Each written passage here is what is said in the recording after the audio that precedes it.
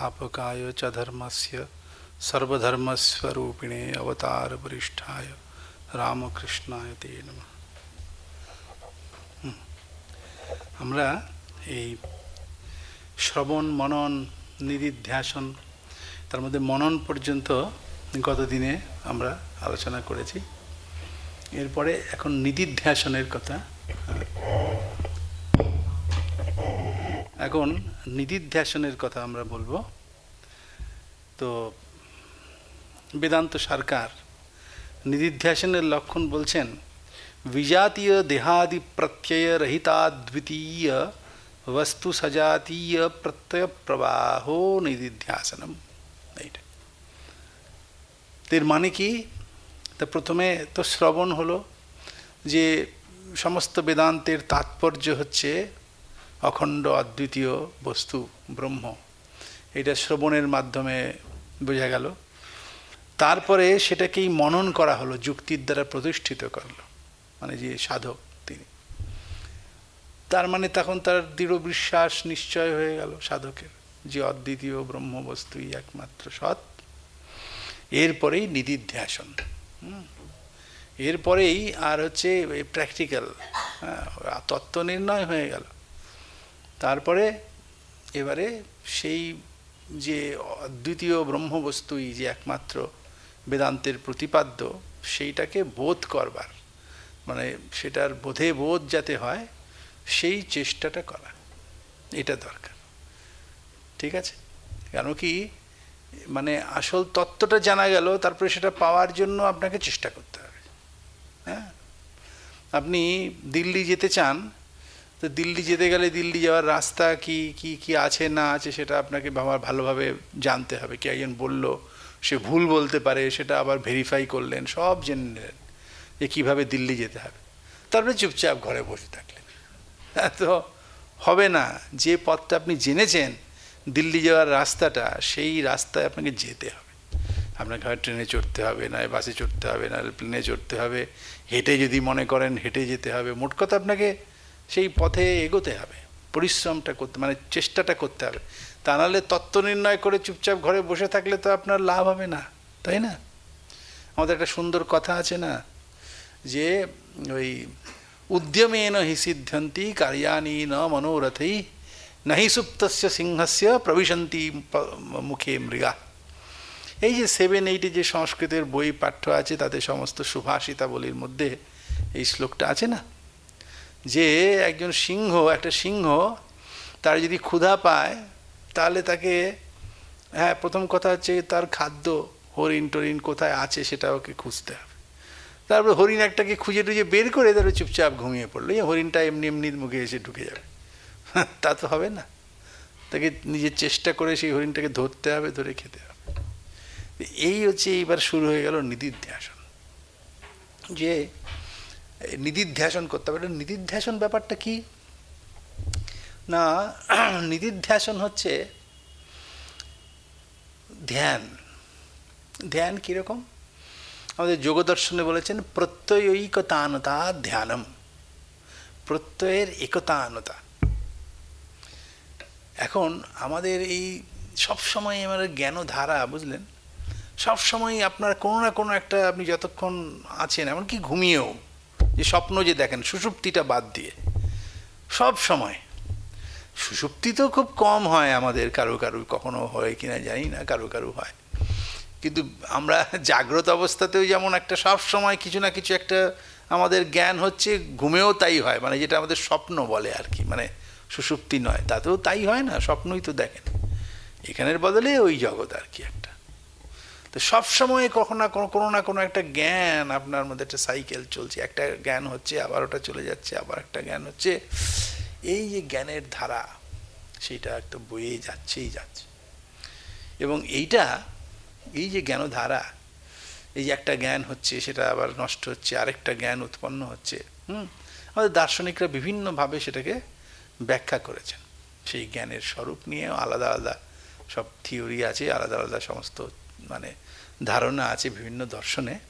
কিন্তু সে থাক, কিন্তু একটা জিনিস তো সবাই স্বীকার করেছেন, যে সেই জ্ঞান কিন্তু যত আপনার সবসময় একটা জ্ঞান হচ্ছে, আবার একটা আরেকটা উৎপন্ন হচ্ছে, একটা নষ্ট হচ্ছে আরেকটা। এখন আমাদের বলেন যে জ্ঞান একটা হলো তো আপনার, হওয়ার পরে সেই জ্ঞানটা এটা নিয়ে মতভেদ আছে। জ্ঞান একটা প্রথমক্ষণে উৎপন্ন হলো, এক্ষণ জ্ঞানটা থাকে, তারপরে জ্ঞানটা আপনার মধ্যে একটা সংস্কার উৎপন্ন করে নষ্ট হয়ে যায়, আরেকটা জ্ঞান হলো।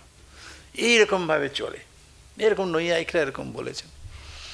আবার এরা মানে এই আমাদের অদ্বৈত বেদান্ত তারা বলেছেন, সেটা আগে আপনারা এখানে আলোচনা হয়েছে কিছুটা, যে আমাদের অন্তঃকরণ, অদ্বৈত বেদান্ত মতে এগুলো সবই তো কল্পনাই আর কি, আমাদের জ্ঞান ট্যান যাই বলুন, আসলে একটা শুদ্ধ ব্রহ্ম ছাড়া আর কিচ্ছু নেই। কিন্তু ব্যবহারিক দিকে যে জ্ঞান, একটা অন্তঃকরণের কল্পনা করি আমরা, অন্তঃকরণ, সেই অন্তঃকরণটা বাহ্য বস্তুর আকারের দ্বারা আকারিত হয়, এটাকে বলে বৃত্তি, বুঝতে পেরেছেন? তো এইভাবে আমাদের জ্ঞানের উৎপত্তি হয়। তো সেটাও তো সেই নিরন্তর চলছে অন্তঃকরণ। এখন একটা ঘটাকার অন্তঃকরণ হলো, তারপরেই আপনি আপনার চোখটা ঘট থেকে পটের দিকে চলে গেল, ব্যাস তার পটাকারা চিত্তবৃত্তি হলো। তারপরে হঠাৎ আপনার মনটা কাশ্মীর চলে গেল, ব্যাস তদাকারা কাশ্মীরাকারা চিত্তবৃত্তি হবে, তাই না? এই হচ্ছে জ্ঞান, একটার পর একটা হয়েই যাচ্ছে, হয়েই যাচ্ছে, হয়েই যাচ্ছে। তো তাতে জ্ঞান যে হয়েই যাচ্ছে, তাতে সমস্যাটা কি? সমস্যাটা হচ্ছে এইখানেই, এই যে জ্ঞান যতক্ষণ না আপনার মুক্তি হচ্ছে, তখন তো এই জ্ঞানধারা আপনার হতে, মুক্তি কেন, মুক্তির আগেও ওই যে সমাধি, সমাধির আগে পর্যন্ত এই সাইকেল হচ্ছেই, জ্ঞান একটা হচ্ছে, একটা নষ্ট হচ্ছে, একটা হচ্ছে, একটা হচ্ছে, এটা চলতেই থাকে। কিন্তু সেটা চলুক যখন, কিন্তু তাতে সমস্যাটা হলো এইটাই, এই যে একটা জ্ঞান উৎপন্ন হচ্ছে, আরেকটা জ্ঞান নষ্ট হচ্ছে, আরেকটা উৎপন্ন হচ্ছে, এইগুলো আমাদের বন্ধনের কারণ হচ্ছে, এগুলো আমাদের বন্ধনের কারণ হচ্ছে। কেন বন্ধনের কারণ হচ্ছে? যে আপনার একটা ঘটের জ্ঞান হলো, বা একটা কিছু হঠাৎ আপনি বসে আছেন, একটা প্রসঙ্গ আসলে দেখছেন, নিজেই দেখবেন, নিজেকে খেয়াল করে দেখবেন যে আপনার মনটা কতটা চঞ্চল। মনের তো বিশাল ফাংশন, কারণ আত্মমনস সংযোগ না হলে পরে জ্ঞান উৎপন্নই হবে না, তাই না? ওই মনটাই মানে বিভিন্ন বস্তুর মানে আত্মার সঙ্গে সংযুক্ত হচ্ছে, আবার মনটা ইন্দ্রিয়ের সঙ্গে সংযুক্ত হয়, ইন্দ্রিয় আর আত্মার মধ্যে কানেকশন, কানেক্টার হচ্ছে গিয়ে আমাদের মাইন্ড। তো এই যে সবসময় এই মনটা কোনো না কোনো ইন্দ্রিয়ের সঙ্গে সংযুক্ত হয়, ইন্দ্রিয়টা বিষয়ের সঙ্গে সংযুক্ত হয়, হয়ে একটা না একটা জ্ঞান আপনার হয়ে যাচ্ছে। তো তাদের সমস্যাটা হচ্ছে এইটাই, আপনি বসে আছেন, হঠাৎ একটা কোনো প্রসঙ্গ আসলো কোনো না কোনোভাবে, ব্যাস একটা সোনার দোকানের কোনো হারের কথা মনে আসলো, কি একটা ভালো গাড়ি বিক্রি হচ্ছে সেটার কথা আসলো, ব্যাস সেই জ্ঞান হলো। ওই জ্ঞান হলে পরেই আপনার ওই বিষয়ের বস্তু বিষয়ে জ্ঞান হলে পরেই সেটা যদি আপনার উপাদেয় বলে মনে হয় ব্যবহারিক দৃষ্টিতে, ব্যাস সেটাকে পাওয়ার জন্য আপনার ইচ্ছা হবে, ব্যাস যেই ইচ্ছা হবে সেটাকে ফুলফিল করবার জন্য আপনি চেষ্টা করবেন, এই তো কর্ম করবেন, এবং সেই কর্মটা সকাম হবে, তার রেজাল্ট আপনাকে ভোগ করতে হবে। এই থেকেই আমরা বন্ধনে জড়িত হয়ে যাচ্ছি। এইভাবেই জ্ঞান আমাদের, জ্ঞান মানে ব্রহ্মজ্ঞানের কথা বলছি না, কিন্তু এই যে সমস্ত অনিত্য, এই যে জ্ঞানগুলো বৃত্তি, অন্তঃকরণের বৃত্তিরূপ, মানে অদ্বৈত বেদান্তের যে এরা এরকমই বলে, মানে অন্তঃকরণের এই বিষয়বৃত্তি, বিষয়াকারা যে পরিণতি, সেই রকম যে তাতে যে জ্ঞান উৎপন্ন হয়, এই ধরনের যে অনিত্য জ্ঞান, সেই জ্ঞানগুলো আমাদের বন্ধনের কারণ হয়, তাই না? আবার এইটা দেখুন, আপনার একরকম ইচ্ছে হলো, আবার হঠাৎ একটা কারো কথা আপনার স্মরণে আসলো, ব্যাস তার জ্ঞান যদি হয়, বা তাকে আপনি চোখে দেখে ফেললেন সামনে দিয়ে যাচ্ছে, তার সঙ্গে সে আপনার কোনো ক্ষতি করেছিল, ব্যাস সেইগুলো আপনার মনে হলো, এগুলো সবই তো জ্ঞান। তখনই আপনার ও যে ক্ষতিকারক সেই মনটা আপনার মধ্যে হলো, এইবারে ওর অনিষ্ট করতে হবে কি করে, ব্যাস সেইটা আপনার মনে আসলো। তারপরে আপনি সেই রকম ইচ্ছা হবে অনিষ্ট করবার, তারপরে সেই রকম কাজ করবেন, তার কোনো অনিষ্ট করবেন, এই তো একটা কর্ম করে বসলেন, তার ফল আপনাকে ভোগ করতে হবে, ব্যাস সেটা আপনার খাতায় ডিউ হয়ে গেল, এই জন্মে নাহলে পরের জন্মে আপনাকে এইগুলো সব ভোগ করতে হবে। তো এই যে কর্ম আমাদের শৃঙ্খলে বাঁধছে, এই কর্মই আমাদের এই জন্ম থেকে ওই জন্মতে নিচ্ছে, কিন্তু এই কর্মগুলো হয় কিন্তু এই জ্ঞানের ফলে। কর্ম কি? পাপ পুণ্য, দুরকম কর্ম, পাপজনক পুণ্যজনক কর্ম আছে, আবার নিষ্কাম কর্ম আছে। এখন এই বেশিরভাগই আমরা পাপজনক বা পুণ্যজনক কর্ম করি, তাই না? এই কর্মগুলো করি কেন? প্রত্যেক আমরা এমন যা যা কর্ম করি, সেই কর্মগুলো আমরা হয় মানে পাপ কর্ম বা পুণ্যকর্ম যাই করি না কেন, সেগুলো আমাদের কোনো ডিজায়ার, ইচ্ছা থেকে করি, আমাদের স্বার্থের জন্য করি, তাই না? নিষ্কাম কর্মের কথাটা আমি বলছি না, তাই না? কর্মগুলো করি। আবার কতগুলো কর্ম করি অজান্তেও করে ফেলি, কতগুলো কর্ম, সেগুলোরও ফল আমাদের ভোগ করতে হয়, কিন্তু ওই নিষ্কাম ভাবটা থাকলে সেটা হবে না। তো এই যে কর্মগুলো আমরা করছি, তার ফল আমাকে ভোগ করতে হবে। তো এই কর্মগুলো আমরা করি কেন? আমাদের নিয়ম আছে যে দেখুন, আপনি যখনই কোনো কর্ম করবেন, সেই কর্মটা কোনো ইষ্ট লাভের জন্য করবেন। ইষ্ট লাভ হতে পারে, অথবা অনিষ্ট পরিহারের জন্য করি আমরা, যে কোনো একটা ইষ্ট বস্তুকে পাওয়ার জন্য। যে আমার একটা ঘড়িটা, সোনা, বাড়ি, গাড়ি, মান সম্মান, কোনো না কিছু একটা পাওয়ার জন্য আমরা করি, খাবার দাবার, কিন্তু অভিষ্ট লাভের জন্য। আবার অনিষ্ট পরিহারের জন্যও করি, কিন্তু যাতে আমার এই রোগটা না হয়, আমার শত্রুও যাতে চলে যায়, ও নষ্ট হয়ে যায়, এই অনিষ্ট পরিহারের জন্য করি। কাজেই আমরা কোনো কর্ম করবার আগে এর দ্বারা আমার ইষ্টপ্রাপ্তি বা অনিষ্ট পরিহার হবে, এইটা আমরা বিবেচনা করি। সেই বিবেচনা করবার আগে যে কাজটা আমি করতে যাচ্ছি, মানে যেটা অনিষ্ট বস্তু কিংবা যেটা ইষ্ট বস্তু, যাকে পেতে চাই, সেই বস্তুর জ্ঞানটা দরকার হয়। এইখানেই হচ্ছে ব্যাপারটা। ওই জ্ঞানটা না হলে পরে তো আর আপনার ওটা ইচ্ছেই হবে না, তাই না? তাই না? ধরুন দোকানে রসগোল্লা রাখা আছে, আপনার চোখে যদি রসগোল্লাটা পড়ে, ওই রসগোল্লার জ্ঞান আপনার যদি হয়, সেটা চাক্ষুষ নাও হতে পারে, কেউ বলতেও পারে যে ওখানে, যে কোনোভাবে ওই রসগোল্লার জ্ঞান হলে পরেই, তখনই আপনার কি হয়, ওই জ্ঞান হওয়ার পরেই আপনার ইষ্ট সাধনতা জ্ঞান বলে এই টার্মিনোলজিতে, আমাদের দর্শনে ওই বস্তুটার জ্ঞান হয়, মিষ্টির জ্ঞান। তারপরেই আপনার মনে হয় যে এই মিষ্টিটা আমার পক্ষে খুব ভালো, আমি আগেও খেয়েছি, ওই আগের কথা স্মরণ হয়। মানে ইষ্ট সাধনতা জ্ঞান কী করে? আমরা যখন কর্ম করি, কর্মর দ্বারা কি করি? কোনো ইষ্টকে পেতে কর্ম করি বা অনিষ্টকে পরিহারের জন্য কর্ম করি। কাজেই ইষ্ট এবং অনিষ্টের জ্ঞানটা আমাদের হতে হয় আগে। যখনই আমরা কোনো, ধরুন আপনি একটা মিষ্টি দোকানে গিয়ে মিষ্টি কিনলেন, খেলেন, এই যে ক্রিয়াটা করলেন, আমাদের দার্শনিকরা এটাকে কীভাবে এক্সপ্লেন করেন? ওরা বলেন যে এইভাবে, এইটা ক্রমটা এইরকম যে আপনার মিষ্টির জ্ঞানটা কোনোভাবে আগে হয়, হওয়ার পরে আপনি ওই রকমের মিষ্টি আর কবে খেয়েছেন সেই পুরনো স্মৃতিটা মনে পড়ে যায়। স্মৃতিটাও এক ধরনের জ্ঞান। স্মৃতিটা হয় যে আমি অমুক জায়গায় খেয়েছিলাম, এই অমুক বছর এসেছিলাম এই গ্রামে, এসে এই দোকান থেকে খেয়েছিলাম, মিষ্টিটা খুব সুস্বাদু। এই যে এই মিষ্টিটা সুস্বাদু, এটা আপনি আগে টেস্ট করেছিলেন, সেটা এইভাবেও হতে পারে। অথবা আপনি টেস্ট না করলেও কেউ বলতে পারে যে আরে এটা খেয়ে দেখুন, এটা খুব ভালো মিষ্টি, কারণ কোনো না কোনোভাবে ওটা যে আমার মানে ভালো হবে, খেলে যে আমার ভালো হবে, ওটা যে আমার ইষ্ট, সেই জ্ঞানটা হয়। তার আগে প্রথমে মিষ্টির জ্ঞান হয়, তারপরে ওই ইষ্ট সাধন, এটা আমার তৃপ্তি দেবে, তৃপ্তিকর, এই জ্ঞানটা আপনার হতে পারে। সেই জ্ঞানটা আপনার দুরকমভাবে হতে পারে। আপনার আগের অভিজ্ঞতা থেকে হতে পারে স্মরণের মাধ্যমে, অথবা তখনই ইনস্ট্যান্ট কেউ স্মরণ করিয়ে দিতে পারে, বা না হলেও কেউ আগে আপনাকে বলে থাকতে পারে যে অমুক জায়গায় যাচ্ছ তো ওই দোকানের এই মিষ্টিটা খেও। কোনো বাক্য থেকে মোট করে ইষ্ট সাধনতা জ্ঞান হবে। ইষ্ট সাধনতা জ্ঞান হওয়ার পরে, এটাও একটা জ্ঞান, হওয়ার পরেই আপনার ইচ্ছা হবে। ইষ্ট সাধনতা জ্ঞান থেকে ইচ্ছা মনের মধ্যে হয় ওটাকে পাওয়ার। ইচ্ছা হওয়ার পরেই আপনার অ্যাকশান হবে। মাঝখানে ওরা বলেন প্রবৃত্তি বা যত্ন একটা, তারপরেই আপনার অ্যাকশান, ক্রিয়াটা হয়। আর এই যে ক্রিয়াটা আপনি করলেন, ব্যাস ওই ক্রিয়াটাই কিন্তু একটা ফল উৎপন্ন করবে, তাই না? ওটা আপনি গিয়ে খেলেন বা যা কিছু করলেন, কিন্তু তার কিছু সাইড এফেক্ট আছে। ওই যে ক্রিয়াটা করলেন, ব্যাস ওর থেকে আপনার কিছু মানে ওই কর্মফল সেটা উৎপন্ন হবে। এইবার ওই মিষ্টিটা পেতে গিয়ে কিভাবে হয়, মিষ্টি তো খেলেন, আপনার কাছে পয়সা না যদি থাকে অসৎভাবে গিয়ে করেন, ব্যাস ওটার পাপ কর্ম হলো, তাই না? এরকম হলো, এরকম কিছু না কিছু একটা ফল উৎপন্ন হয়। তা এখন এই হচ্ছে কথা। সেরকম সমস্ত কর্মই, আপনি যদি ভালো কাজও কিছু করেন বা আবার অনিষ্ট পরিহারও হতে পারে।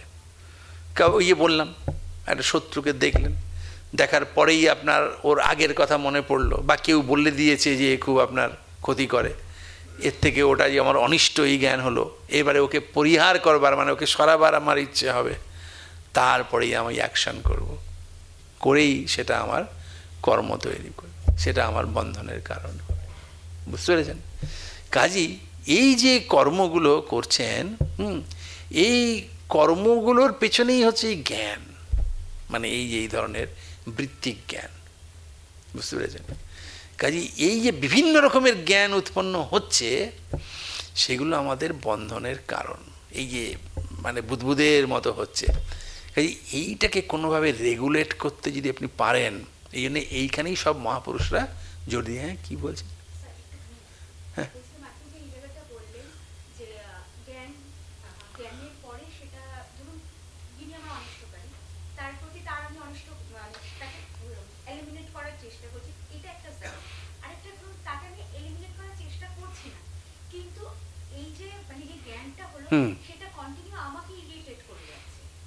হ্যাঁ, সেটাও, সেই জ্ঞানটা হলো অনেক সময় আমাদের মানে পরিহার করবার ইচ্ছে হয়, আবার আমার এই জ্ঞানই উৎপন্ন হতেই যাচ্ছে, তাহলে সেই জ্ঞানই তো হলো, সেটাও তো আমার মনের মধ্যে সবসময় আছে।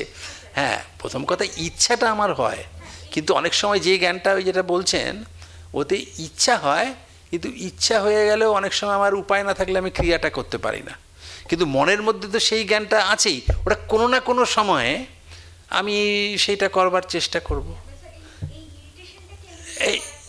এই যে এলিমিনেট করবার কি রাস্তা, সেটাই তো এখানে পরে বলছি আমরা, কিন্তু আমি এখন যেটা বলতে চাইছি সেটা হচ্ছে যে আমাদের জ্ঞানটা কিভাবে আমাদেরকে বন্ধনের মধ্যে ফেলে। আমার বক্তব্য হচ্ছে সেটাই।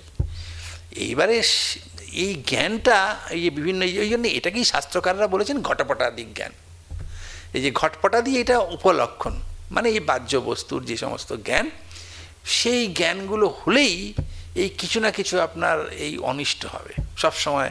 মনটা একটা যদি আপনি হয় সেটাকে পাওয়ার চেষ্টা করবেন, তাতে আপনার কর্ম, অথবা পরিহার যদি করার করেন, যদি না করতে পারেন, হয়তো দেখেছেন ইষ্ট কিন্তু আপনি পাচ্ছেন না, আপনার পকেটে পয়সা নেই, সেটা আপনার মনের মধ্যে মানে একটা মানে একটা চাঞ্চল্য তৈরি করবে। আবার এই যে ক্ষতি কেউ করবে, আপনি কিছু করতে পারছেন না, তাও আপনার মনের মধ্যে ইরিটেশন যেটা বলছেন এটা তৈরি হবে। তো এইটাও তো আমাকে ক্রমশই মানে আমাকে এইগুলোকে বন্ধনের মধ্যে ফেলবে, মানে দুঃখ কষ্ট ভোগ করাবে, তার থেকে দুঃখ হবে, আমি কোনো ইয়ে করতে পারছি না। তাহলে এর রেমেডিটা কি? এর রেমেডিটা হচ্ছে এইটাকে স্টপ করা। এই যে ঘটপটাদির বিভিন্ন বস্তুর জ্ঞান, সেটাকে যদি আমি কোনো রকমে রুদ্ধ করতে পারি, এই প্রবাহটাকে, তাহলে এই প্রবাহটাকে রুদ্ধ করতে হবে। ওই জন্য আমাদের যোগ দর্শনে, জানেন তো, এই যে আমাদের যোগ দর্শন কিন্তু এটা যোগের ক্লাস নয়। যোগ দর্শন আমরা বলি পতঞ্জলির যোগ দর্শন। পতঞ্জলি অনেক অর্বাচীন, তারও অনেক আগে থেকে আমাদের যোগশাস্ত্র আছে। পতঞ্জলি আরও অনেক পরে সেগুলোকে ওই সূত্রাকারে করেছেন, কিন্তু পতঞ্জলি কিন্তু ফাউন্ডার না, তারও অনেক আগে থেকে যাজ্ঞবল্ক্য বা অন্যরা, ওদেরও সব যোগ আছে, সেই বইটই আমরা এখনও পাই না বা কিছু। তো এই যে আমাদের যোগ দর্শন, সে পতঞ্জলি সূত্রাকারে বলেছেন যে এই যে চিত্তবৃত্তি নিরোধা, যোগাস চিত্তবৃত্তি নিরোধা, এই চিত্তবৃত্তি নিরোধ মানে এই ধরনের ঘটপটাদি জ্ঞানগুলোকে রুদ্ধ করা, চিত্তবৃত্তি নিরোধ করা। তো এইগুলো যখন আপনার স্টপড হয়ে যাবে, তখনই আপনার মানে আপনার শত্রুরও জ্ঞান হচ্ছে না, মিষ্টির জ্ঞানই হচ্ছে না, তার ইষ্ট সাধনতার জ্ঞানই বা কী করে হবে, সেটাকে পাওয়ার চেষ্টাই বা কী করবেনই না, তাই না? এবং না পেলে দুঃখ, এসবও হবে না, আবার শত্রুর জ্ঞানও হবে না, তাই না? মিত্রর জ্ঞানও হবে না, শত্রুর জ্ঞানও হবে না। শত্রুর জ্ঞান না হলে আপনার ইরিটেশনও হবে না, তাকে খতম করবার ইচ্ছেও হবে না, বা না খতম করতে পারলে আপনার মনে যে একটা দুঃখ, তাও হবে না। সমস্ত মানে ব্যাধির শান্তি হবে। এটাকে বন্ধ করতে পারলে এই জ্ঞানধারাটা, তো সেই জন্যে এই যে জ্ঞানধারা যেটা আমাকে নাকি মানে এই ক্রিয়াতে কর্মে প্রবৃত্ত করবে বা আমার মধ্যে সুখ দুঃখ উৎপন্ন করবে, এই জ্ঞানধারাটাকে বন্ধ করতে গেলে, তো এখন বলেছেন এই জ্ঞানধারা বন্ধ করতে গেলে আপনি হঠাৎ বলবেন আমার সুখ হবে না, দুঃখ হবে না, কোনো জ্ঞান আমার ঘটাপটাদি হবে না, তা না। অনেক সময় আরেকটা জ্ঞান দিয়ে এইটাকে নষ্ট করা। যেটা কি না, সেটাও জ্ঞান, মানে এমন জ্ঞান আপনার যাতে হয়, আপনার লক্ষ্য কিন্তু আস্তে আস্তে হবে কিন্তু সমাধি, মানে আপনার মধ্যে মানে কোনো রকম জ্ঞানধারা উৎপন্ন হবে না, স্বস্বরূপে অবস্থান, এটাই আপনার লক্ষ্য। স্বস্বরূপ মানে আমার যে সারূপিক জ্ঞান সেই রূপে অবস্থিত, মানে আমার কোনো বৃত্তিক জ্ঞান হবে না, ঠিক আছে না? সেইটাই হচ্ছে আমার লক্ষ্য, কিন্তু বেদান্তেরও সেটাই লক্ষ্য। বেদান্তেরও লক্ষ্য হচ্ছে, পরম লক্ষ্য হচ্ছে যে স্বস্বরূপে অবস্থানই, মানে হচ্ছে স্বস্বরূপা ভাবতি। বেদান্ত সারে প্রথম দিকে আমরা পড়েওছি এর কি ফল কি, পরমানন্দ প্রাপ্তি বা স্বস্বরূপ প্রাপ্তি, স্বস্বরূপ জ্ঞান।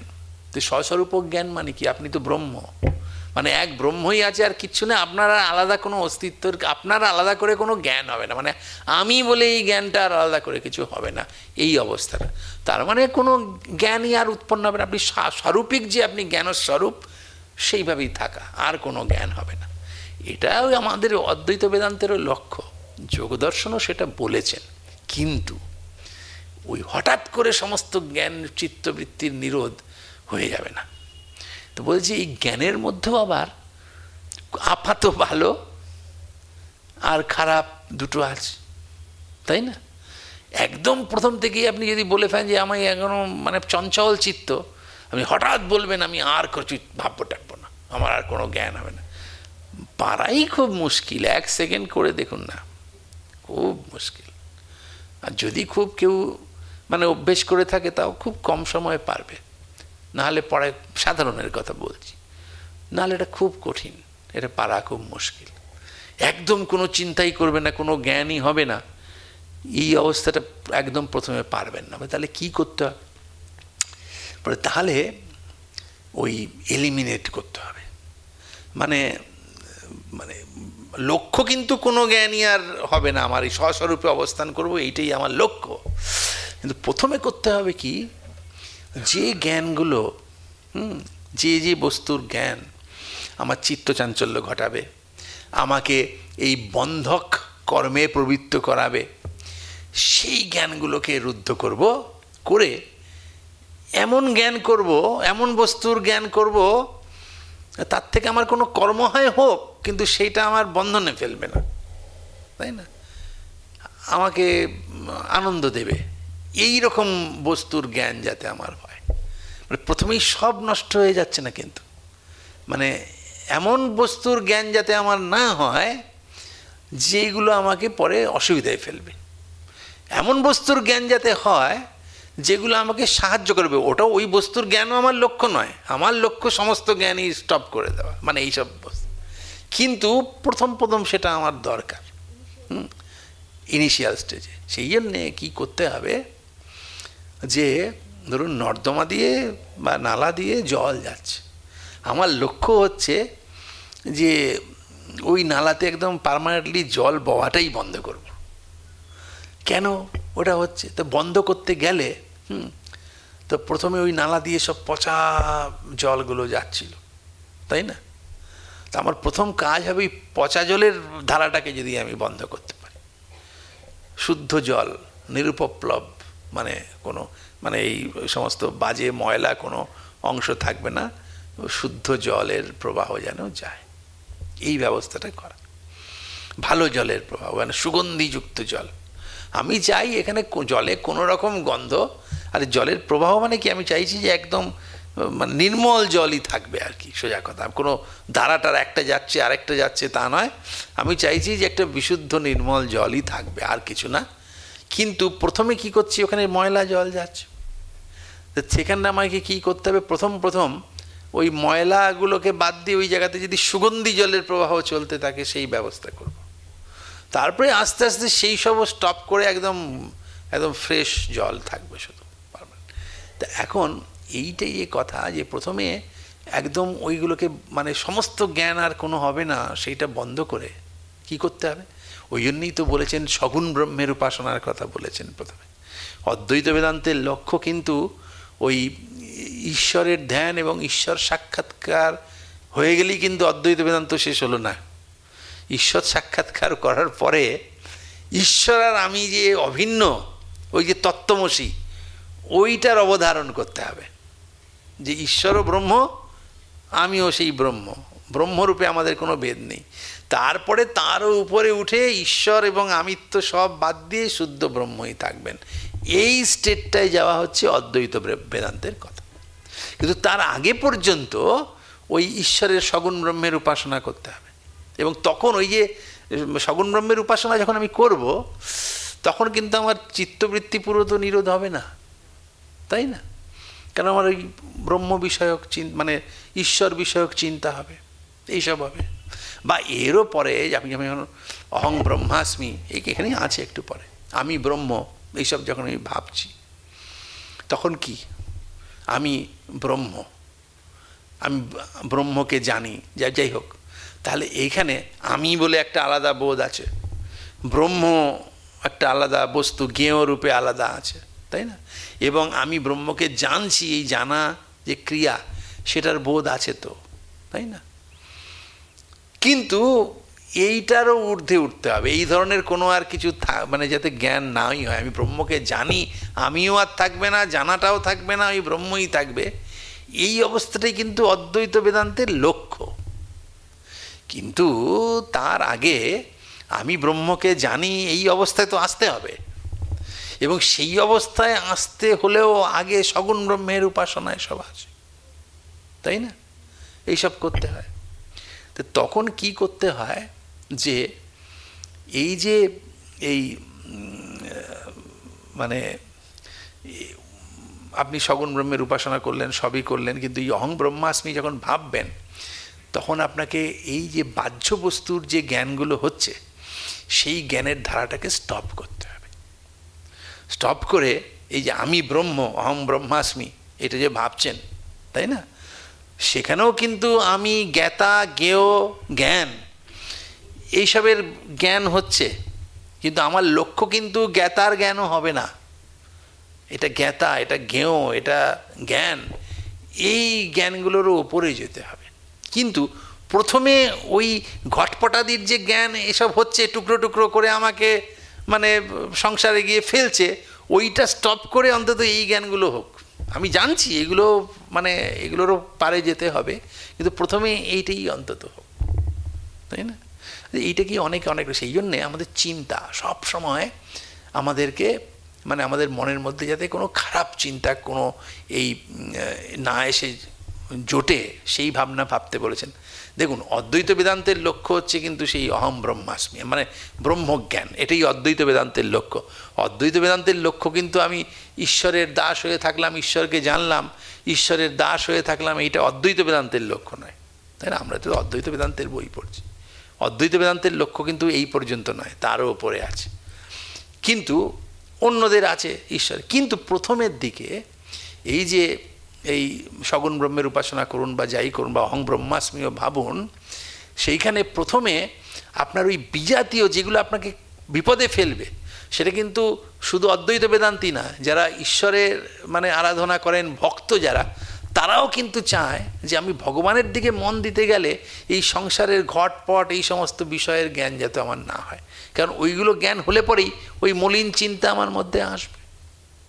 কাজে এই অংশটা শুধু অদ্বৈত বেদান্তি নয়, এই নিদিধ্যাসনের ব্যাপারটা, এটা অদ্বৈত বেদান্তি না, ভক্তদের ক্ষেত্রেও দরকার, সবারই ক্ষেত্রে। তো এখানে অদ্বৈত বেদান্তের দৃষ্টিতে বলেছে ভক্তরা কি করবে, তারা বলবে যে আমার ঈশ্বরের কথা ছাড়া আর কিচ্ছু আমার মনের মধ্যে যেন না আসে। এই যে সাংসারিক, হ্যাঁ, অমুকের ছেলে তমুকের এই হলো, তমুক সেই করলো, এই সব ভাবনা আমার মধ্যে আসলে পরেই আমাকে গাড্ডায় নিয়ে ফেলবে, শত্রু মিত্র এইসব জ্ঞান না হয়, সবসময় যেন ঈশ্বরীয় চিন্তাই একটা আমার মধ্যে হয়, মানে ভক্তরা এরকম ভাববে। যে সবসময় ওই চিন্তা করা। দেখুন তার দৃষ্টান্তও আছে আমাদের এতে, ওই বৌদ্ধ দর্শনে ওরা বলছে যে আমাদের সবসময় আমাদের মনের মধ্যে যতক্ষণ এই সমস্ত মানে ময়লা জলধারা, মানে এই জ্ঞানগুলোকে জলধারার মতো বলেছেন, যে ওই নর্দমা দিয়ে যেমন জল বয়ে যায়, ময়লা জল বয়ে যায়, তো ওই রকম আমাদের মনের মধ্যে সবসময় এইসব আছে। আমাদের এই ধরনের জ্ঞানপ্রবাহ হচ্ছে, ঘট পট সাংসারিক বস্তু বিষয়ক জ্ঞানধারা আছে। ওটা আমার তো খারাপ করবে, তো কী করতে হবে? ওইটাকে বন্ধ করে সেখানে বিশুদ্ধ জলপ্রবাহ চালাতে হবে, মানে সুগন্ধি জলের প্রবাহ চালাতে হবে, তাই না? যে ওই ইয়েগুলো নর্দমা দিয়ে যেমন খারাপ জলগুলো যে আমরা ওগুলো বের করে দিয়ে ভালো ওয়াটার সেগুলো চালাই পাইপ দিয়ে, তো সেই রকম ওই বিশুদ্ধরা বলে নিরুপপ্লব জ্ঞানপ্রবাহ। উপপ্লব মানে হচ্ছে এই সমস্ত, মানে যেগুলো আমাদের বন্ধনে ফেলে সেই ধরনের যে জ্ঞান, সেগুলোই হচ্ছে উপপ্লব, সেই ধারণাটা উপপ্লব। নিরুপপ্লব জ্ঞানধারা এটার কথা বলেছেন। তো সেই জন্যে আমাদের সবসময়ই দেখুন, যে কোনো তিনি মানে আসল আলটিমেট লক্ষ্য কি, বিভিন্ন দর্শনের বিভিন্ন রকম, সাংখ্য একরকম বলবে, যোগ একরকম বলবে, বেদান্ত একরকম বলবে, ভক্তিবাদীরা নানান রকম সম্প্রদায় আছে, তারা বিভিন্ন রকম বলবে, কিন্তু এই অংশে কিন্তু সবার মানে ঐকমত্য আছে যে এই যে আমাদের এই আজে বাজে জ্ঞানগুলোকে স্টপ করতে হবে। সবাই বলবে, আপনি শৈবই হোক আর বৈষ্ণব হোক আর যেই হোক, তারা সবাই এইটা বলবে, এমনকি বৌদ্ধও বলবেন, জৈনও বলবেন, যে চার ভাগ না, যে এই যে আমাদের এই ঘটপটাদির জ্ঞান, এই যে বাহ্য এইসব জ্ঞানগুলোকে বন্ধ করে কি করতে হবে না, যে যে দর্শনের যে যে লক্ষ্য সেটা আলাদা আলাদা, তদ অনুগুণ চিন্তা করতে হবে। একদম চিন্তা লেস হতে বলছেন না, জ্ঞান হোক, কিন্তু সেই তদনুকূল জ্ঞানধারা বয়ে যাক, তাই না? যে শিবের ভক্ত, সে ভাববে আমার সারা দিনে আমার শিব শিব শিব, শিবের চিন্তা ছাড়া যেন আমার কোনো চিন্তা না আসে। এই আমার আলুটা, মূলোটা, কলাটা, ওই শত্রু, ওই পাড়ার অমুক কে কি আমার বন্ধু, এই সব কোনো রকম বিষয়ে যেন আমার জ্ঞান না হয়। সব সময় যেন শিবেরই চিন্তা হয়। যে কৃষ্ণ ভক্ত সে বলে আমার কৃষ্ণেরই চিন্তা যেন সব সময় হয়। যে রামকৃষ্ণের ভক্ত, যে রামকৃষ্ণের চিন্তাই সব সময় হবে। যে অদ্বৈত ব্রহ্মের সাধনা করছে, সে ওইটাই ভাববে আমি ব্রহ্ম, আমি ব্রহ্ম, এইটাই সবসময় ভাববে। যে বিশিষ্টাদ্বৈতী সে তার মতো, কিন্তু এই অংশটা যে আর অন্য কোনো ধারা চলবে না, সেইটা সবসময় ভাবতে হবে। খারাপ চিন্তা যেন আমাদের মনের মধ্যে না আসে। দেখবেন স্বামীজি ওই শিকাগো বক্তৃতার মধ্যেও অনেক জায়গাতে বলেছেন যে প্রথম হচ্ছে আমাদের ভালো ভালো চিন্তা করতে হবে। আপনার মনের মধ্যে যেন কখনো খারাপ চিন্তা, একটু সময় খারাপ মানে এগুলোই খারাপ যেগুলো আপনাকে বন্ধনে ফেলবে, সেটাই খারাপ, সেই ধরনের চিন্তা যেন না আসে। এইটার আপনাকে ব্যবস্থা করতে হবে। এই ভালো জেনে ধারা আছে, তো সেটাই এক ধরনের নিদিধ্যাসন, বুঝলেন? নিদিধ্যাসন মানে যে কোথাও একটা সবসময় বসেই যে নিদিধ্যাসন করতে হবে তা না, আপনার এটা কন্টিনিউয়াস প্রসেস। এমন সংসারীদের জন্য আমাদের ঠাকুরমা স্বামীজি তো দেখিয়ে গিয়েছেন যে কাজ করতে করতেই নিদিধ্যাসন, এটাই একটা ধ্যান, সবসময় তার কথা ভাবা, তাই না? এই যে আমাদের ঠাকুর বলেছেন যে এই যে মন তো তার মধ্যে এক আনা দু আনা সংসারে দিয়ে বাকি সবটা ভগবানের কাছে দিয়ে রাখবে, সবসময় তার কথা, সব কাজ করো। এবং সেই কাজগুলো যে অদ্ভুত একটা আমাদের শিখিয়ে গেছেন কৌশল, যে আপনি বাড়িতে সন্তান প্রতিপালন করছেন, অফিস যাচ্ছেন, সবই ভগবানের কাজ মনে করবেন, সবই ঠাকুরের কাজ, আপনার না। তিনি তার সংসার তিনি করছেন, এটা ভগবানের সংসার। এইটা যদি আমরা ভাবি, সাধুরাও তাই ভাবছেন যে এই সব কাজ ভগবানের কাজ, এইটা সবসময় মনের মধ্যে থাকবে। ফলে আপনার সব কাজই হবে, আপনি উলো বুনছেন, খইও ভাজছেন, সবই করছেন, অফিস যাচ্ছেন, সবই করছেন, কিন্তু আপনার মনের মধ্যে ওই খারাপ কিছু চিন্তা আসছে না, সব সময় সেই ভগবানের কথাই ভাবছেন। এই যে ব্রজের গোপীরা, তারা দুগ্ধ দহন করছে, মানে মাখন করছে, ননি করছে, সবই যাচ্ছে, সব সময় সব কৃষ্ণের কথাই আছে, এটা তার জন্য করছেন, তার জন্য করছেন, সব সময় মনের মধ্যে এই ধারাটা রাখা। ঠাকুর বলছেন যে ওই সমস্ত মনটা ঠাকুরের কাছে দিয়ে এক আনা দু আনা সংসারে রাখলেই হেইডেই হয়ে যাবে বলছেন। যে তাতেই আপনি সুন্দর কাজ করতে পারবেন। এবং ভগবানের মন দিয়ে এইসব কাজ করলেই বরং সেই কাজগুলো আরও সুচারুভাবে হয়। কারণ ভগবানের কাজ করছি তো, তা নাহলে সেগুলো এলোমেলোগুলো সব হয়ে যায়, কাজগুলো ঠিকঠাক হয় না। ঠাকুর কী সুন্দর ফিটফাট থাকতেন, সমস্ত চাদর, কারণ যার আধ্যাত্মিকভাবে মানে অগ্রগতি হয়েছে তাতে সমস্ত কাজই কিন্তু খুব নিখুঁত হয়, কারণ সেটা সেইভাবে ভাবিত হয়ে করেন তো। কিন্তু এটার দ্বারা মনে হবে যেন খুব অ্যাটাচমেন্ট আছে, যে এত ফিটফাট করে রেখেছেন, এত সুন্দর ধুতি পরছেন, ওরা এত আসক্তি, এত এই আসক্তি না, এগুলো হচ্ছে মনটা যে কতটা পরিষ্কার হয়েছে সেইটারই কিন্তু প্রতিফলন। ওইটা বলছেন যে সবসময় ওই চিন্তাটা করা, তাই না? আমরা কথামৃতের অনুধ্যান হয়ে যাবে, আপনারা দেখবেন বসে আছেন তো ঠাকুর একবার বাইরে গেছেন, এসে দেখছেন যে নানান রকম অন্য কথাবার্তা হচ্ছে, অন্য ভক্তরা রয়েছে, এই যে মাস্টার মশাইকে বকলেন যে এ কি, তোমরা কি এখানে সংসারের কথা কইতে এসেছো? এখানে ঈশ্বরীয় কথা বলবে, আর তুমি এদের মধ্যে বড়, তুমি কিছু বললে না এদের। মাস্টার মশাইকে ভর্ৎসনা করেছে যে সবসময় ওই সৎ চিন্তা, এই চিন্তা, এই তো এর নিদিধ্যাস। এই যে এখানে বলেছেন যে বিজাতীয় দেহাদি প্রত্যয় রহিত অদ্বিতীয় বস্তু সজাতীয় প্রত্যয় প্রবাহ নিদিধ্যাসন। অদ্বৈত বেদান্তের দৃষ্টিতে এটা, যে অদ্বৈত বেদান্তি বলছেন নিদিধ্যাসন করবার সময় কি করতে হবে, আগে সব ঠিক করে নিলাম যে আমার এই শুদ্ধ ব্রহ্মই একমাত্র সৎ, আর কিছু না, কাজেই আমাকে এইটাকে অ্যাচিভ করতে হবে, আমাকে বলতে হবে, কাজেই আমাকে সব সময় এই বিজাতীয় দেহাদি চিন্তা, এই আমার মানে আজকে এই হয়েছে, সেই হয়ে সাবান মাখবো, এ করবো, তা করবো, ফিটফাট থাকবো, এই খাবো, ওই খাবো, এই দেহাদিগত এইসব চিন্তাগুলোকে বাদ দিয়ে, মানে যিনি সাধকের কথা বলছেন, সব সংসারের কথা বাদ দিয়ে ওই অদ্বিতীয় বস্তু সজাতীয় প্রত্যয় প্রবাহ, সব সময় অদ্বিতীয় বস্তু মানে ব্রহ্ম, সেই ব্রহ্ম সজাতীয় চিন্তার ধারাকে রাখা।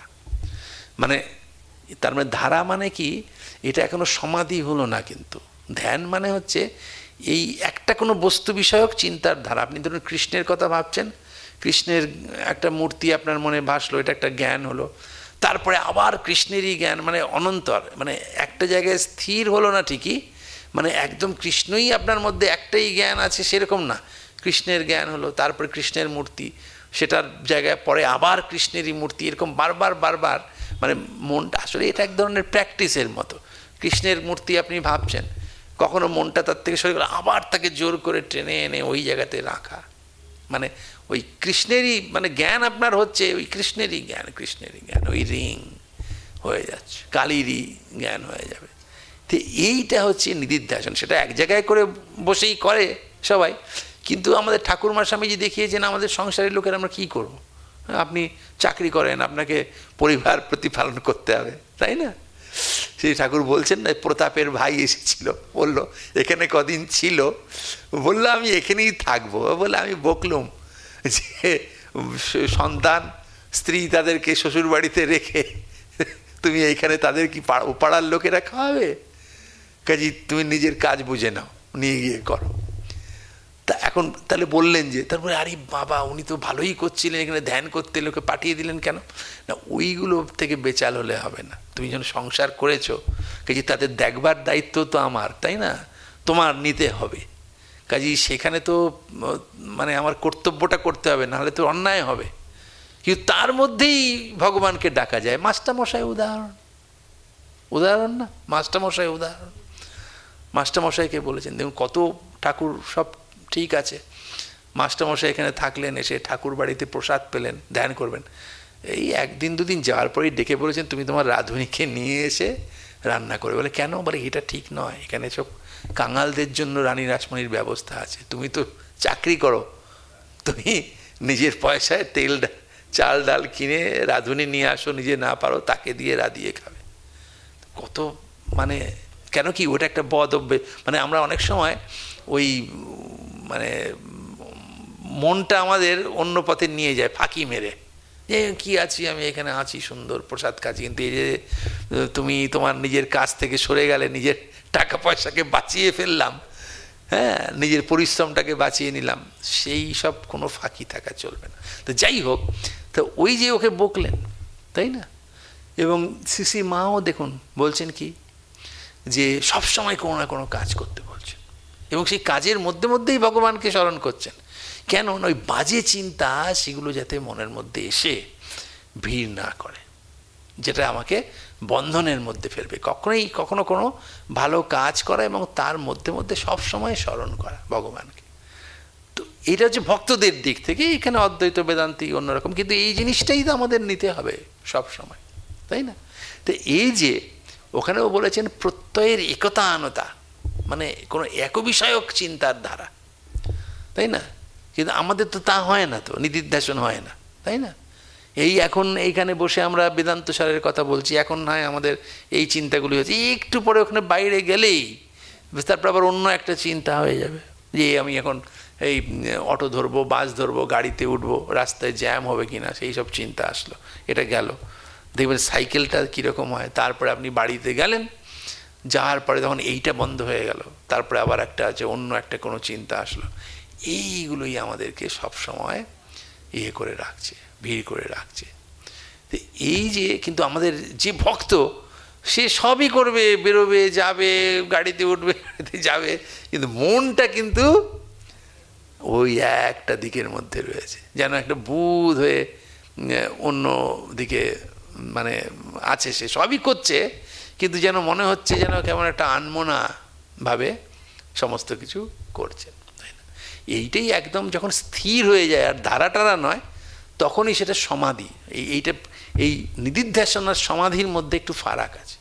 নিদিধ্যাসন হচ্ছে জ্ঞানের ধারাটা, কৃষ্ণের মূর্তিটা একদম স্থির হয়ে যায়নি, আপনি কৃষ্ণের মূর্তির জ্ঞান হলো, তারপরে একটু ওটা পজ হয়ে গিয়ে কিন্তু আবার ওই কৃষ্ণেরই মূর্তি, এই হচ্ছে ব্যাপার। তারপরে যখন আর ধারাটারা হয় না, ওই একটাই জায়গায় স্থির হয়ে যায়, তখন সেটা সমাধি জায়গায় যায়। এইটা হচ্ছে ফারাক, যে ওখানে ধারা আর সমাধিতে একদম মানে ঠিক সবিকল্পক সমাধিতে, সবিকল্পক সমাধিতে জ্ঞান আছে। আর নির্বিকল্পক সমাধি যখন হয়ে যায়, একদম নিরোধ, চিত্তবৃত্তির নিরোধ হয়ে যায়। তো সেইটা এখন ওই অদ্বৈত বেদান্তির সেটাও লক্ষ্য। তা এখন এখানে বলছেন যে এই যে ধ্যানের কথা, সেটা আমরা সবসময় দেখি, আমাদের ঠাকুরের পার্শ্বদের মধ্যেও দেখি যে সমস্ত কাজগুলো করছেন, করে সবসময় সেই কথাই ভাবছেন, তাই না? আর ওইটাই সমাধিতে গিয়ে পরিণত হবে। সমাধির কথা পরে আছে এখানে, তাই না? ওই রাজা মহারাজ মুখে ওই গড়গড়ার নলটা দিয়ে বসে আছে, সবাই ভাবছে তামাক খাচ্ছেন, উনি কোন রাজ্যে চলে গিয়েছেন একদম, মানে এখানে নেই, ওটা এক ধরনের সমাধিস্থ হয়ে গেছে অন্যভাবে। তো এখানেও সমাধির কথা পরে আসবে, কিন্তু প্রথমে নিদিধ্যাসন করতে হবে, এবং সেটা কি ওই বিজাতীয় দেহাদি প্রত্যয়রহিত অদ্বিতীয় বস্তু সজাতীয় প্রত্যয় প্রবাহ। তাহলে প্রথমে আমাদেরকে ওইগুলো করতে হবে, মানে একদম চিত্তবৃত্তি নিরোধ করা যাবে না, কিন্তু যেটা আমার অনিষ্ট সেইগুলো না করে, যেগুলো আমার ভবিষ্যতে কাজে লাগবে, আমার ভালো হবে, সেইটার বিষয়ে ধারা, ওটাও একটা জ্ঞান, কিন্তু ওই ধারা আমার রাখতে হবে। তা এখন সেইটাই শুভদিনী টিকাকার বলছেন যে বিজাতীয় দেহাদি বুদ্ধ্যন্ত জড়পদার্থ নিরাকরণেন সজাতীয় অদ্বিতীয় বস্তু বিষয়ক প্রত্যয় প্রবাহীকরণম। মানে এই জ্ঞানের ধারা প্রথমেই স্টপ করতে বলছেন না, যে প্রথমেই ওই বাজে জলের যে ধারা সেটাকে বন্ধ করে ভালো সুগন্ধি জলের ধারা আসুক, তাই না? পরে ওই সুগন্ধিও আমার দরকার নেই, কিন্তু প্রথমে ওটা আসুক। তো এখন এইটা বিজাতীয় দেহাদি, যে দেহাদি বুদ্ধি, সেগুলোর সবসময় চিন্তা যেন আমার মধ্যে না আসে, সবসময় যেন ভালো চিন্তা, এইটাই হচ্ছে আমাদের খুব দরকার। তারপরে বলেছেন যে সমাধির কথা, এখানে বলেছেন সমাধিস্তু দ্বিবিধা সবিকল্পক নির্বিকল্পকশ্চেতি, সমাধি দুরকম। তা এখন এই সমাধির লক্ষণ কিন্তু এখানে প্রথমে বললেন না, মানে এই যে লাইনটা বললেন যে নিদিধ্যাসন কি সেটা বললেন, বলার বলছেন সমাধি দ্বিবিধা সমাধিস্তু দ্বিবিধা সবিকল্পক নির্বিকল্পকশ্চেতি। সমাধি দুরকম, একটা হচ্ছে সবিকল্পক আর একটা হচ্ছে নির্বিকল্পক। তো প্রথমেই তো প্রশ্ন হবে সমাধিটা কি, সমাধির লক্ষণ কিছু প্রথমে বললেন না, বলে তার বিভাগটা বলে দিচ্ছেন যে সবিকল্পক এবং নির্বিকল্পক দুরকম। তা এখন এইটার মানে সমাধির লক্ষণ কি এটা তো মূলে বললেন না। কেন বললেন না? এটা প্রাথমিক বিদ্যার্থীদের জন্য বলছেন তো। সমাধির লক্ষণ ঠিকঠাক বলতে গেলে অনেক কথা বলতে হবে। তো উনি ভাবছেন যে এখন ওই ভেদটাই বলি, কোনটা সবিকল্পক নির্বিকল্প এগুলো বোঝাই, তারপরে এখন আরও হায়ার স্টাডি করবে। এরপরে তো এটা তো প্রকরণ গ্রন্থ, তখন আস্তে আস্তে বুঝতে পারবে যে সমাধি ব্যাপারটা কি। কিন্তু এই সব জায়গাতেই আমাদের টিকাকাররা ওই টিকা লেখেন। টিকাকাররা দেখছেন যে এই বইটা যে সবসময় খুব মানে সাধারণ লোকেরাই যে পড়বে তা নয়, একটু বুদ্ধিমান লোকেরাও পড়বে, তাদের মনে খচখচ হবে, হ্যাঁ এড়িয়ে গেলেন, সমাধির লক্ষণ তো কিছু বললেন না ওখানে। ওদের মনে একটা জিজ্ঞাসা থাকবে, সেই জিজ্ঞাসাকে প্রশমিত করবার জন্য শুভদিনী টিকাতে এবং আমাদের বিদ্বন মনোরঞ্জিনী টিকাতে সমাধি কাকে বলে সেটা এক লাইন করে বলেছেন। তো সেইটা আমরা এখানে আগে দেখব। তো বলছেন শুভদিনীকার বলেছেন, ये व्युत्थान निरोध संस्कारयोर अभिभव प्रादुर्भावे सति चित्तस्य एकाग्रता परिणाम समाधि।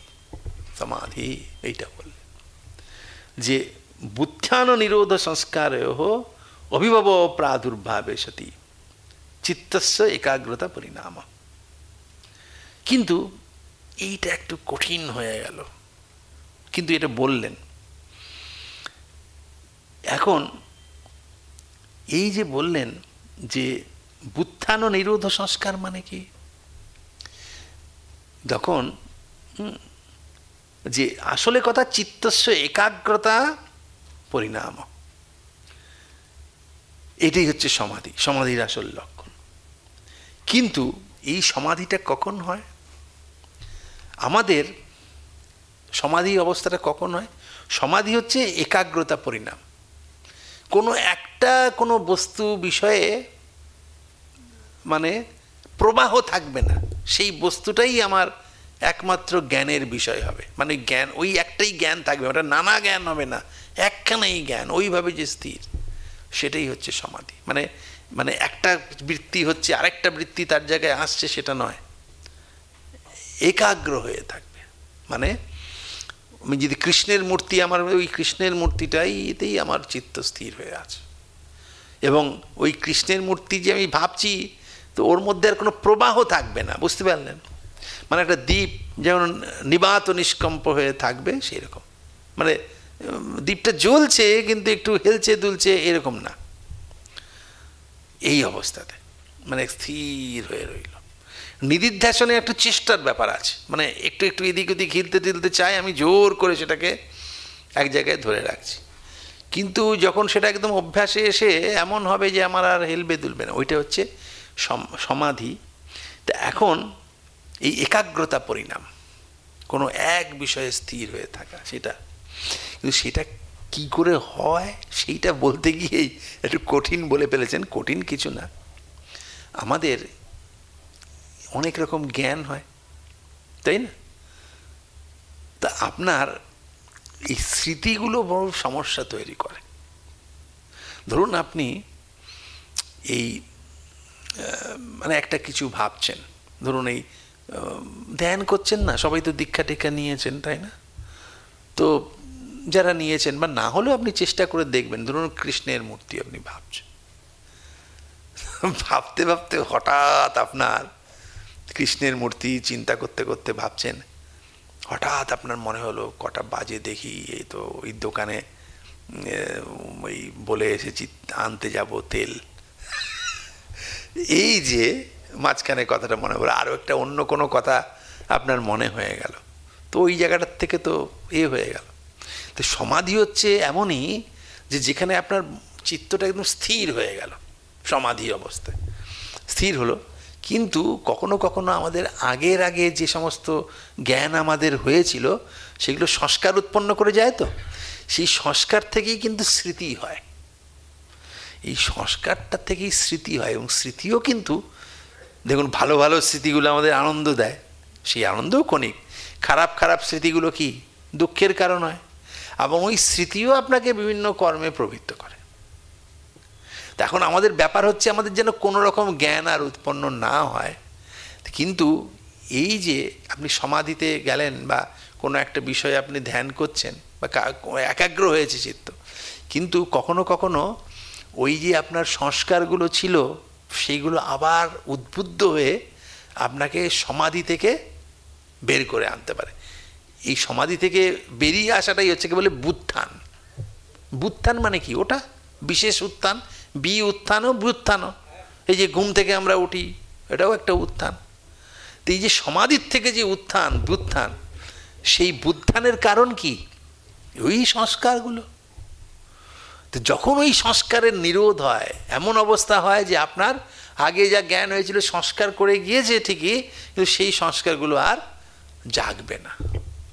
মানে বীজ যেমন দগ্ধ হয়ে গেলে ওর থেকে আর চারা হবে না, ঠিক সেই রকম অবস্থায় যখন সংস্কার যায়, বুত্থান সংস্কারটা আর মানে জাগরিত হয় না। যেগুলো বুত্থান নিরোধ সংস্কারের অভিভব, বুত্থান সংস্কারের অভিভব, মানে যে সংস্কারগুলো আপনাকে ওই একাগ্র চিত্ত আপনি হয়েছেন কোনো বস্তু বিষয়ে, অদ্বিতীয় ব্রহ্ম, এখানে নিয়মে অদ্বিতীয় ব্রহ্ম কথা আপনি ভাবছেন, চিন্তা করছেন, সেটাতে আপনার একাগ্র হয়েছে, সেইটার থেকে বিচলিত করে আপনাকে সমাধি থেকে উত্থিত করতে পারে এমন যে সংস্কার, সেই সংস্কারগুলোর অভিভব, মানে সেগুলো যদি দমিত হয়ে যায়, এবং নিরোধ সংস্কারের অভিভব, এবং এইগুলোর নিরোধ করবার জন্য যে সংস্কার সেটার যদি প্রাদুর্ভাব হয়। নিরোধ সংস্কার কোনগুলো? ওই ভালো ভালো বস্তুর যে জ্ঞান, মানে আপনার ঈশ্বরের যে জ্ঞান, ঈশ্বরীয় যে লীলা বলুন, ঈশ্বরীয় কথা বলুন, সেগুলোর যে আপনার সংস্কার হয়েছে, সেই সংস্কারগুলোর বরং আবির্ভাব হোক। কারণ আপনি তাহলে সেই কথাই ভাবতে পারবেন, তাই না? আপনি কৃষ্ণমূর্তি ধ্যান করছেন, কাজে কৃষ্ণের লীলা তদ্বিষয়ক আপনার যা জ্ঞান, সেগুলো যে সংস্কার উৎপন্ন করেছে, সেই সংস্কারগুলো বেশি বেশি করে উদ্বুদ্ধ হবে। কেন না? ওই সংস্কারগুলোর নিরোধ করতে সাহায্য করে।